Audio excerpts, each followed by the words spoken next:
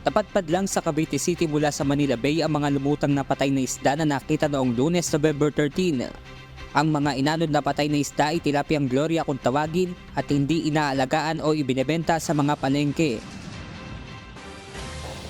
Itong fish kill na ito ay hindi nangyari sa Canyacao Bay. Ito ay inagos lamang papunta dito sa amin.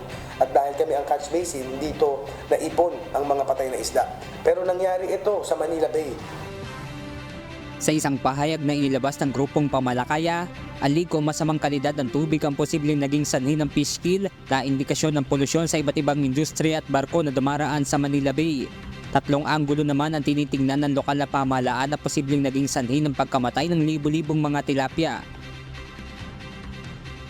Sa ngayon ay kasalukuyan pa rin nagkasaliksik ang BIFAR patungkol sa talagang naging dahilan ng ating fish kill. Pero ang mga issues na tinitingnan natin is number one, because of climate change, because of pollution, and the third na tinitingnan natin dahil siguro sa mga dredging na nangyari sa Manila Bay. Ibig sabihin, kung saan maraming dredging activities ngayon, ay baka sukali ay tinitingnan natin na naka-epekto siguro itong dredging sa mga ecosystem ng mga isda sa ilalim ng dagat. Itong Martes, November 14, nalilista ng mga taon ng City Environment and Natural Resources Office o CENRO ang mga lumutang na patay na isda. Ayon sa lokal na pamahalaan, umabot sa mahigit 200 sako o katumbas ng 4 na dump truck ang mga patay na isda na kanilang nakuha sa bahaging ito ng Canyacao Bay.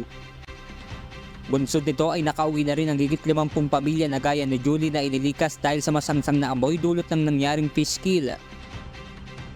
Masyadong mabaho pagka lalo na yung galing doon pag napunta na rito hindi pa masyadong pag umaangat yung sobrang dami ng patay na isda, ang baho-baho talaga. Pero nung nalinis na nung kapitan namin, bumalik na kami rito.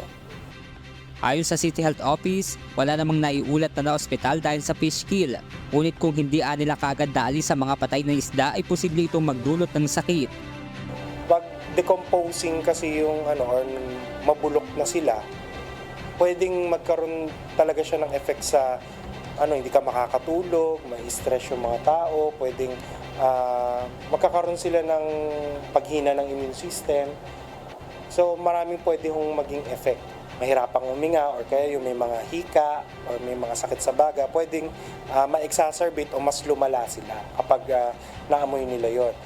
Sa mga bata naman, pwede rin sila magkaroon ng mga sakit dahil syempre medyo mahihina pa yung immune system nila. Nakakuha na rin ng water sample ang mga otoridad. Wala pang inilalabas sa detalye ang Bureau of Fisheries and Aquatic Resources o BIPAR sa naging sanhi ng fish kill. Diyos ang aming sandigan, serbisyo publiko ang aming pinahahalagahan. Mula rito sa Cavite, Benedict Samson, Numahataw.